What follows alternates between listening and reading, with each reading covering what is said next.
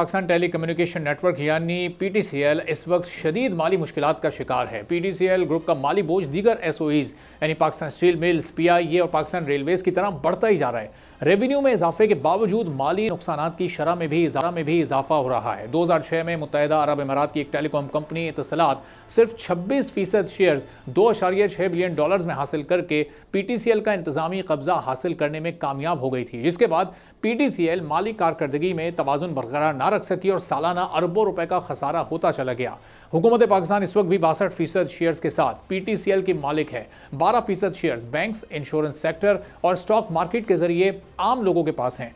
PTCL group में PTCL, Ufone और you bank शामिल हैं। ज्यादातर जेरे समंदर इंटरनेट केबल्स भी पीटीसीएल की मिल्कियत हैं। पीटीसीएल इस वक्त इंटरनेट होलसेल बिजनेस में डोमिनेंट पोजीशन रखती है, लेकिन इसके बावजूद इत्तसलात के जेर इंतजाम चलने वाली पीटीसीएल माली बदहाली का शिकार है। पीटीसीएल की जानिब से जारी किए गए आदादोशुमार के मुताबिक 2023 रेवेन्यू में 15.3% का इजाफा हुआ है और इस इजाफे के साथ पीटीसीएल ने 9 महीनों में 160.6 बिलियन रुपए की आमदनी भी हासिल की है। साथ ही पीटीसीएल ग्रुप ने इस मुद्दत के दौरान 15.3 बिलियन रुपए का नुकसान भी किया है। पीटीसीएल ग्रुप ने 2023 में गुज़िश्ता साल के मुकाबले में 14.1 बिलियन रुपए का नुकसान बर्दाश्त किया था। पीटीसीएल के जारी माली नुकसानात के बारे में इंक्वायरी के बावजूद पीटीसीएल की जानिब से कोई वजाहत नहीं दी गई है। टेलीकॉम सेक्टर के एक्सपर्ट्स पीटीसीएल ग्रुप के बढ़ते माली खसारे पर तशवीश का इजहार कर रहे हैं, जो कि कुल इनकम का 8 से 10% के दरमियान बनता है।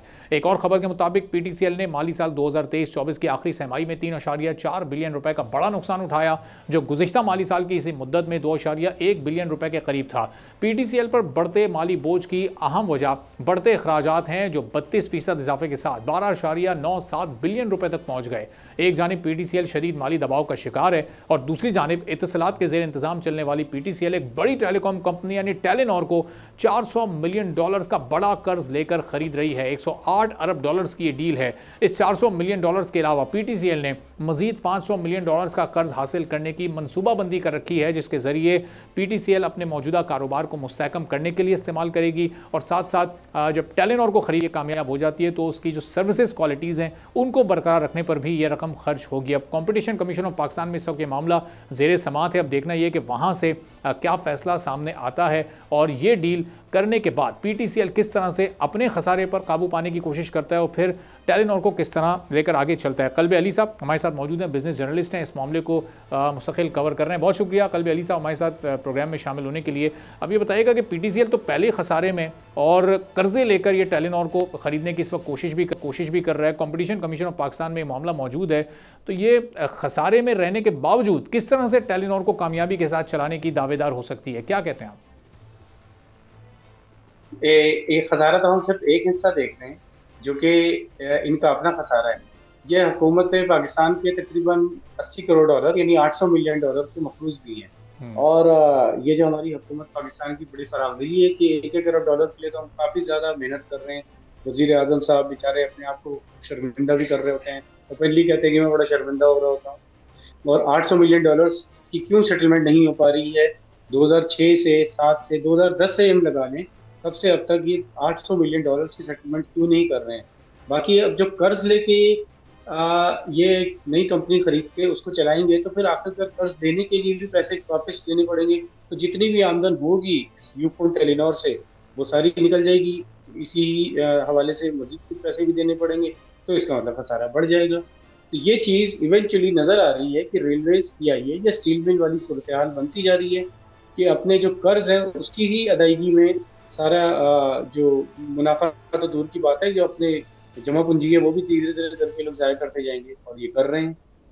तो कल्बे अली साहब एक तरफ इत्तसलात है जो 26% का शेयर होल्डर भी तो है, तो उनकी इन्वेस्टमेंट तो इस पूरी कहानी में, इस पूरे एपिसोड में हमें कहीं नज़र ही नहीं आ रही, जो कि अरबों डॉलर्स वो कमाता है। अगर वो ये इन्वेस्टमेंट कर देता तो शायद पीटीसीएल को $400 मिलियन या $500 मिलियन के कर्ज की ज़रूरत ही ना पड़ती और शायद ये जो 15-16 अरब का खसारा सालाना इस वक्त पीटीसीएल कर रहा है, शायद उस खसारे में भी काफ़ी हद तक कमी वाक़ई हो सकती है। क्या समझते हैं आप?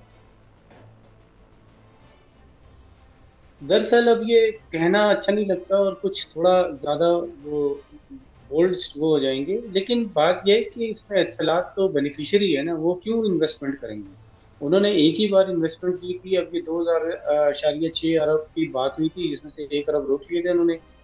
तो 1.6 में उनको एक बहुत बड़ी, कोई 100 साल से ज़्यादा पुरानी बहुत बड़ी कंपनी उनको मिल गई, जिसका पूरा मुल्क में बेस है, और उसी ही की जो आमदन है उससे ही इन्होंने आके पेंशन्स की हैं, और पीटीसीएल की ही आमदन से अपने भी जो अपने इंतजामी खर्चात हैं उसको बहुत शाहाना अंदाज में चला रहे हैं। लेकिन ये जो शाहाना अंदाज के एक्सपेंसेस हम कह रहे हैं, ये पीटीसीएल के हैं।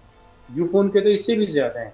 यूफोन के डिस्क्लोज इसलिए नहीं होते कि यूफोन बहुत ही समझदारी से, वो लिस्टेड कंपनी नहीं है। अब जब सरकारी इदारा है, लेकिन उसके जो फाइनेंशियल अकाउंट्स हैं वो गवर्नमेंट ऑफ पाकिस्तान को भी वाज़ेह तौर पर नहीं शेयर किए जाते, बोर्ड से शेयर किए जाते हैं। बोर्ड में सिवाय एक सेक्रेटरी और एक दो लोगों को छोड़ के बाकी तो डोमिनेशन एतसलात वाली की है, यानी पीटीसीएल की एतसलात की है, ई डॉट को, ई को जो हो गए, ई एंड को। तो अब उनकी जो डोमिनेशन है, तो यूफोन के अखराजात और यूफोन के खसारा तो बिल्कुल वाजे नहीं है, जिसकी वजह से पीटीसीएल बैठ रहा है। और यूफोन के जो पैसे हैं वो कहाँ लग रहे हैं। अब अगर हम इस बात को तस्लीम कर लें कि यूफोन ने बहुत ज़्यादा मैसिवली अपने आप को अपग्रेड करने में इन्वेस्टमेंट की है और इसलिए उनके खसारे हैं, तो फिर जैस कैसे तरक्की कर रहा है, जोंग कैसे सर्वाइव कर रहे हैं, फिर टेलीनॉर भी तो अब तक सर्वाइव कर ही रहा था ना इस तरह से। वो तो उनकी एक ग्लोबल चेंज आई है कि जिसकी वजह से वो पाकिस्तान छोड़ रहे हैं। इन्होंने कई और मुल्कों से भी अपने आप को विड्रॉ किया है, एशिया के कई मुल्कों से। तो ये मुल्क, ये वाली कंपनीज कैसे चल रही हैं? तो अगर ये चल सकती हैं तो फिर यूफोन को नहीं चल सकता। बैंकों से लोन लेके, बैंक्स वगैरह से लोन लेके यूफोन को तो बहुत एडवांटेजेस भी हैं कई सारी, जो जायज़ को नहीं थी। तो इसलिए ये सारी मिसमैनेजमेंट की कहानी है। हुकूमत से वाज़े तौर पे इसके फिगर्स और ये जो फैक्ट्स हैं वो डिस्क्लोज नहीं कर रही। कि हुकूमत से क्या मतलब, पब्लिक से डिस्क्लोज नहीं हो रही। और उसकी एक बड़ा अच्छा तरीका ये है कि चूंकि यूफोन एक प्राइवेट एंटिटी है, एक तरह से सब्सिडरी हो गई पीटीसीएल की, तो पीटीसीएल खुद एक गवर्नमेंट की एंटिटी है, तो वो प्राइवेट एंटिटी कैसे है यूफोन? तो उसके अकाउंट्स क्यों नहीं डिस्क्लोज किए जाते? ना पार्लियामेंट्री कमेटी के सामने आते हैं, ना किसी ऑडिट में आते हैं, और ना, जाहिर बात है, लिस्टेड नहीं है तो स्टॉक मार्केट में भी नहीं आते। तो यूफोन के ही वजह से सारे लॉसेज आ रहे हैं, और यूफोन के पैसे कहाँ जा रहे हैं ये कोई वाज़ेह नहीं है। सब्सक्राइब करें और बेल दबाएं ताकि कोई खबर रह न जाए।